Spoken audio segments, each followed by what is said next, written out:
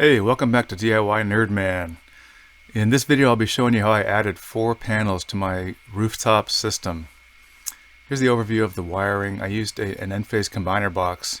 This shows I've got 2 strings coming into this box. It has capacity for 4 total strings of panels. So I've already added the second 20 amp breaker right here for the new string, even when it's just got 4 panels on it, but it needs a full string. So you can see the 2 wires come through. One of them goes through a consumption transformer to measure production, and that's the new conduit that goes up through the roof there, up to where the panels are. Also in here you can see those 2 wires that come out the bottom. I'm gonna have to update those. Those are 12 gauge. I need them to be 10 gauge now that I'm adding a second string onto this system. For 12 gauge was just fine for 1 string. And then also the green wire coming in is the new grounding wire that goes up to the new 4-panel array.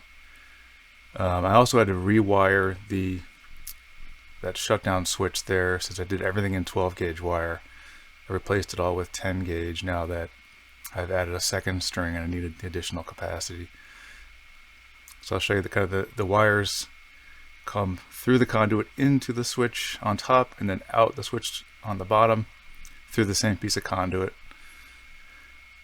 I just did it that way to save on conduit, I guess. I don't know. Could be done many other ways. But yeah, if you stayed at the end of the video, I've actually got a summary of how much power these 4 panels have produced over the past month. It's been running since late January. So hang on to then and see what I can produce with this thing. Now, since I'm not an expert at video editing, this video kind of jumps around a little bit. I tried to edit it to where it would make sense and be useful.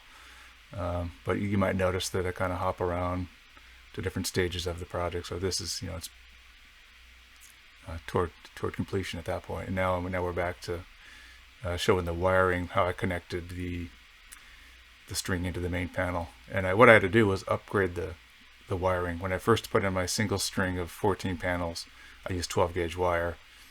Going up to the second string, I wanted to increase that to 10 gauge and also increase the breaker size from a 20 amp to a 30 amp. So I'm just opening up the panel to replace that 20 amp dual pole circuit breaker with a 30 amp, and then pull the wire through, pull out the 12 gauge and replace it with 10 gauge.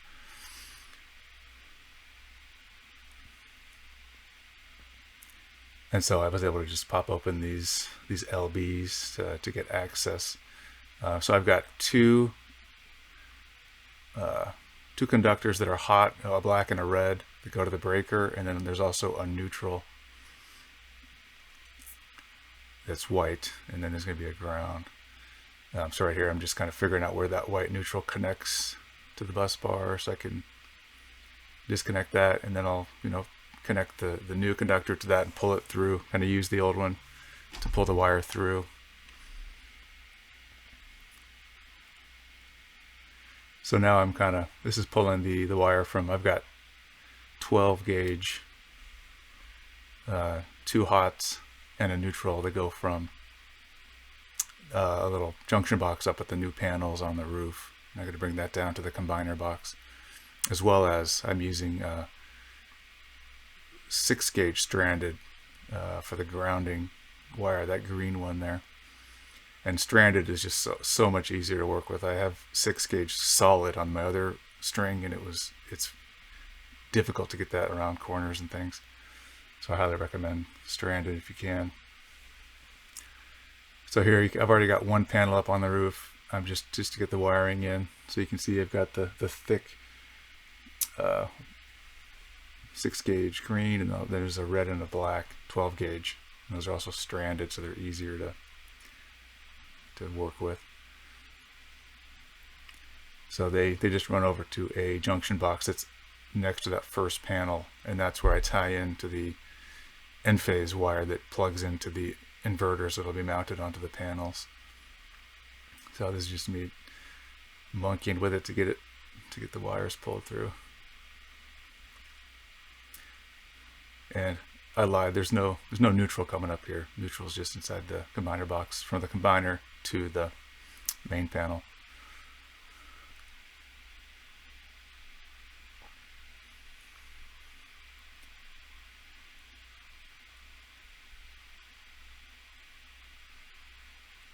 So I just used a roof penetrating flashing that I got at Home Depot. It wasn't too difficult just to drill a hole through the underside of the overhang, and then just kind of lift up some of those asphalt shingles, slide the flashing under there, and then it fits that 3/4 inch conduit just directly up through there. I bought a bender and watched some YouTube videos to get this conduit bent. You know, it's not perfect, but there's some really great videos out there to teach you how to calculate the bends and where to do them.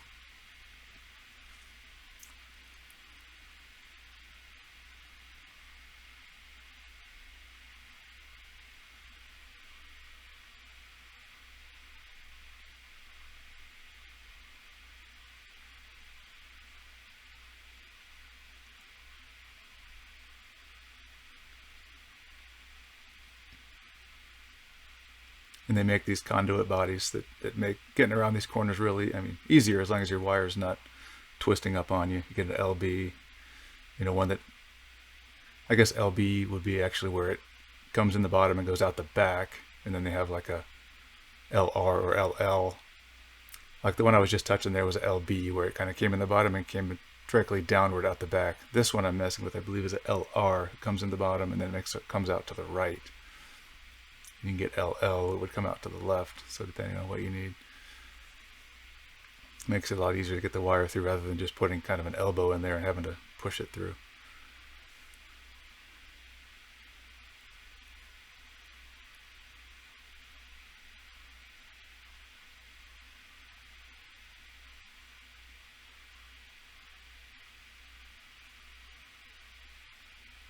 But yeah, the wire was stiff enough with that 6 gauge that I just taped them all together and I was able to just push it through, and it made a pretty good distance going through the conduit.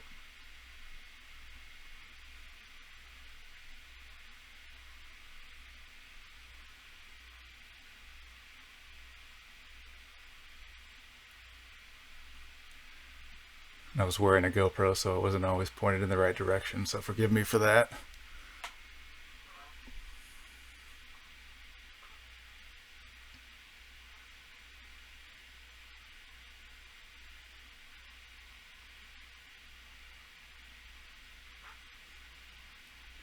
Definitely want to make sure you've got when you have any of these combiners or panels open, make sure the power is shut off so you don't accidentally touch it or touch a conductor to it and cause a problem.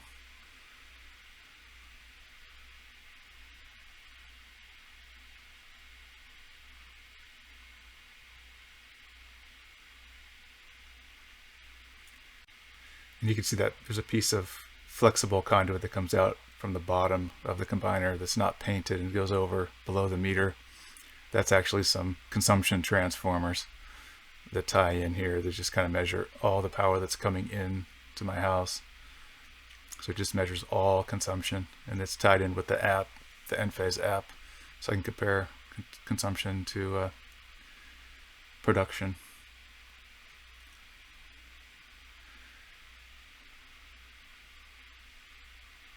So kind of just buttoning up these conduit bodies. Got a little waterproof gasket.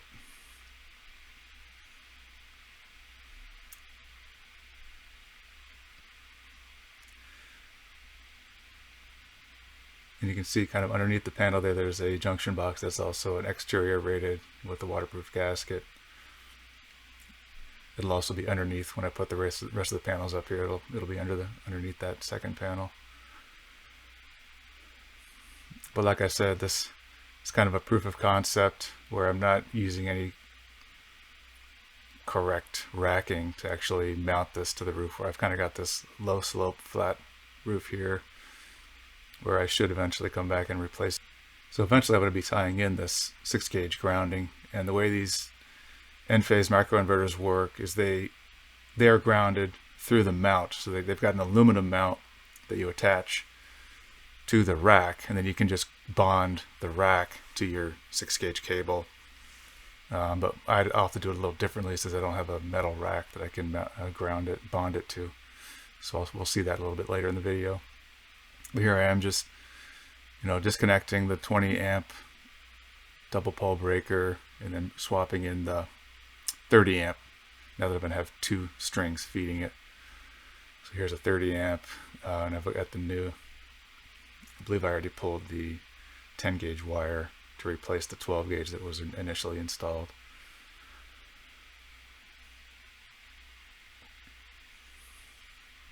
I've got a serious mess of wires in my panel because I installed that smart home, the smart home panel from EcoFlow, and so that there's 10 circuits that have basically double the wiring because you kind of wire up that smart home panel in line with with the 10 circuits, so it's an extra over 20 wires coming in and out of there.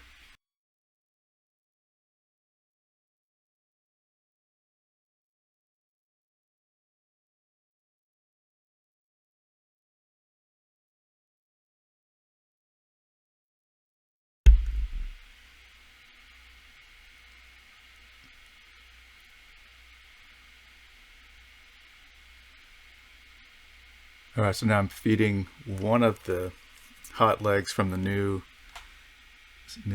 4-panel array up through it's basically a consumption transformer where that's the way it tracks the production. So you just have to send one of the hots through there before connecting it to the new breaker.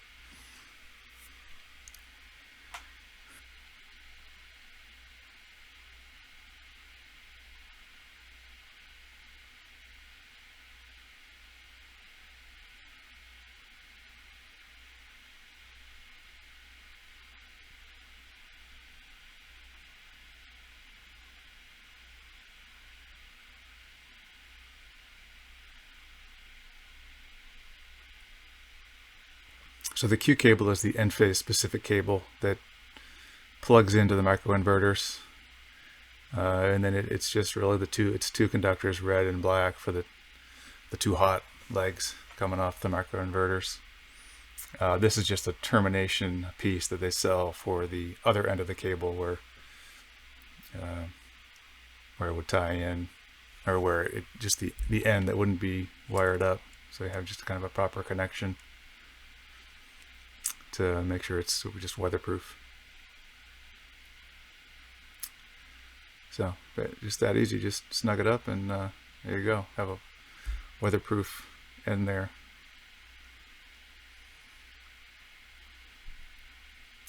Now I'm just going to lay out the Q cable and then wire it up to the junction box to the 2 conductors that I ran up from the panel from that there's a new 20 amp breaker inside the combiner box.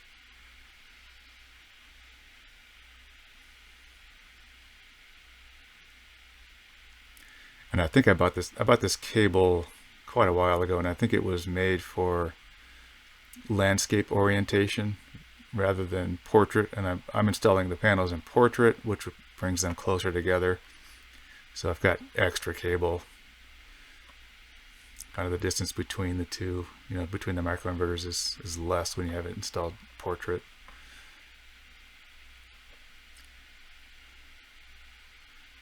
So yeah, I'm just going to feed the other end of that Q cable into the junction box and then just strip it and connect it up to the black to black, red to red, to the wires that I brought up there that go down to the combiner box.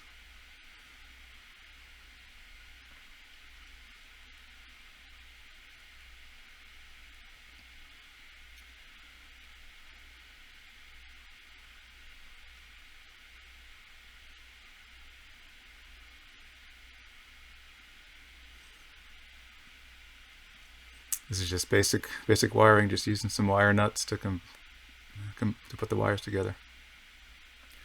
And yeah, I mentioned 12 gauge wire is all you need for each string. That's the max.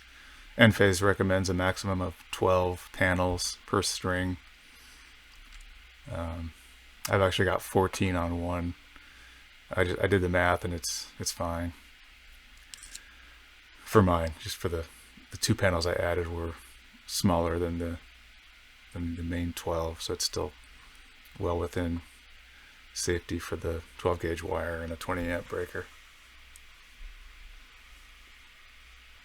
It's just when you combine the two strings into one and send that power over to the main panel, that's where you got to upsize to 10 gauge or larger, depending on how many strings you have.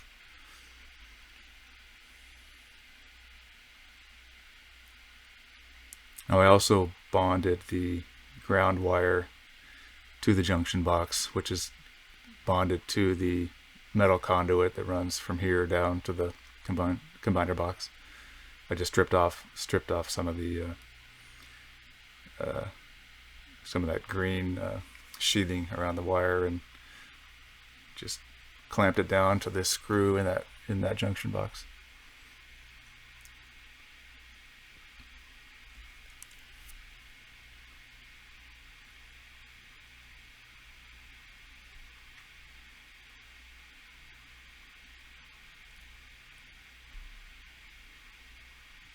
And then the ground wire that comes out of the junction box is going to be bonded to the panels, to the 4 panels.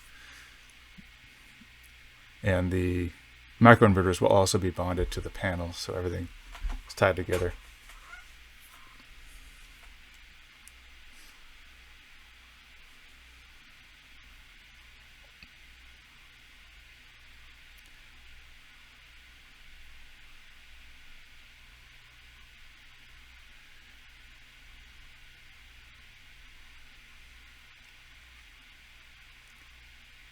So I'm just getting the Q cable kind of lined out for the remaining 3 panels.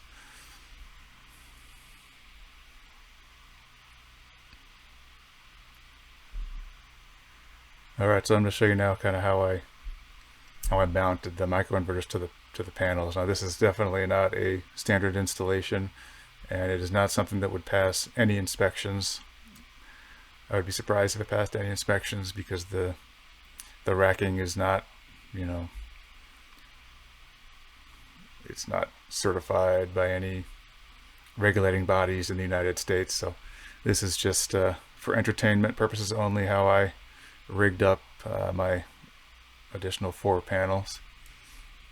But see, this is the microinverter, and you can see the mounting plate is aluminum, and that's where the grounding, that's where the inverter is grounded. So I'm drilling holes through the frame of the panel. I'm just using a piece of scrap aluminum as a backstop so I don't punch through and hit the glass, the back side of the glass. And so I'll just attach the microinverter, to this aluminum frame, make that connection, and then I'll also be drilling a hole in the top of the panel frames to attach a little lug on each panel where I can then strip the green grounding wire and just mount it to that lug on each panel, just to make sure every panel is bonded to that grounding wire, just to kind of ensure that the full 4 panels are all equally bonded to the grounding. This is the little connector that goes to the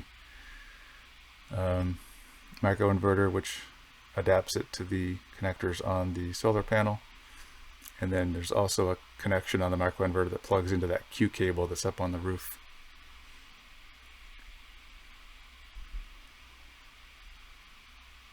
So I basically did this exact setup on all 4 of the panels. There's another one sitting there.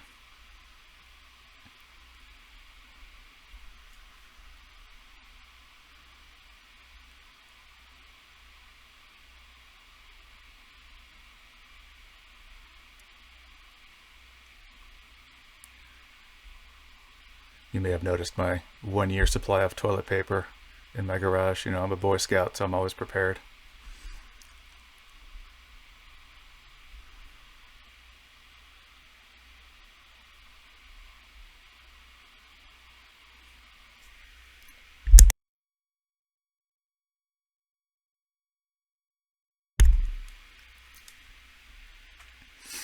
A little dicey getting that up on the roof by myself, but I managed. Just tried not to slide the panel on the asphalt shingles, they would definitely scratch it up.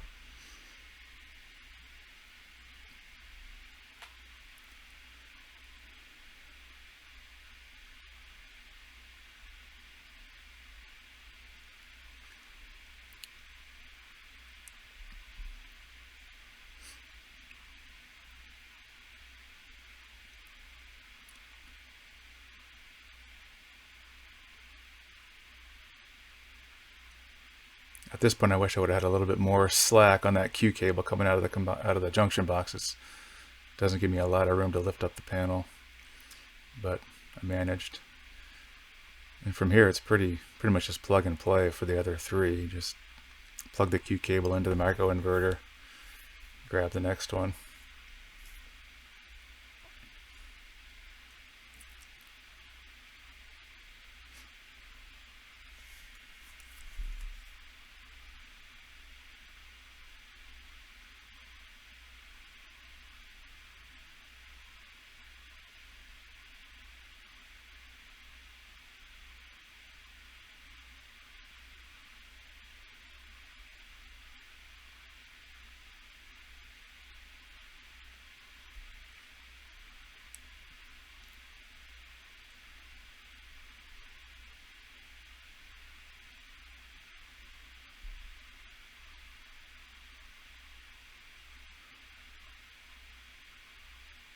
I have some of those little brackets to actually connect the, tie the panels together.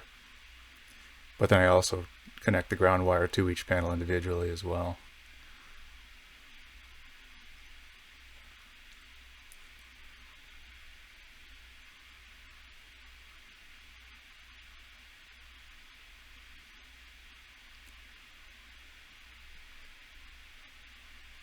So on the first panel, I didn't connect that lug down in the garage, so I have to do it up here.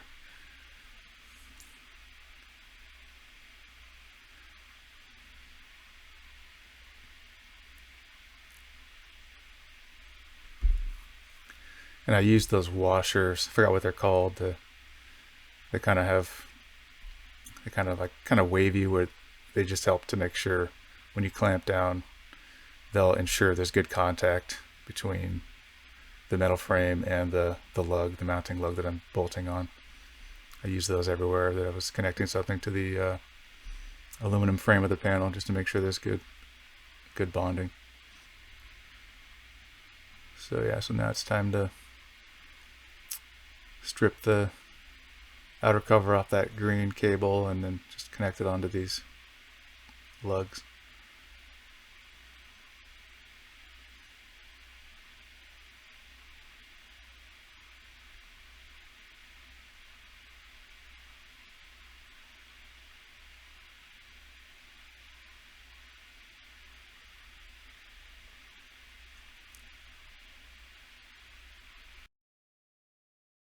These panels, they're 240 watt panels, I believe. And then I used IQ7 microinverters. But like I said, they were used panels, so they're not 100%. But I've been able to get maybe a couple hundred watts per panel, at peak sun. So not too bad. I mean, the panels were only about $70 a piece. Here's the monthly production that I've gotten so far with these 4 panels. This is from the Enphase app. You can see the 12 panels originally, then I added on 2 more, and that's labeled expansion. And then I've circled the 4 that I just added just over a month ago. So this is total production for the month of February. You can see the 4 that are labeled inner roof, the new ones, they produced over 20 kilowatt hours each in the month. So I'm about 85 kilowatt hours total for or closer to 90 kilowatt hours for the month. Compared with the other ones, I'm getting a lot more power from the original 12, but those are larger panels, and those have IQ7 plus microinverters. That's about it. So I'm hoping this was entertaining and useful. Hey, thanks everybody for watching to the end. I appreciate it. And I also appreciate, if this is useful, if you'd consider subscribing to my channel. Thank you very much, and have a great day.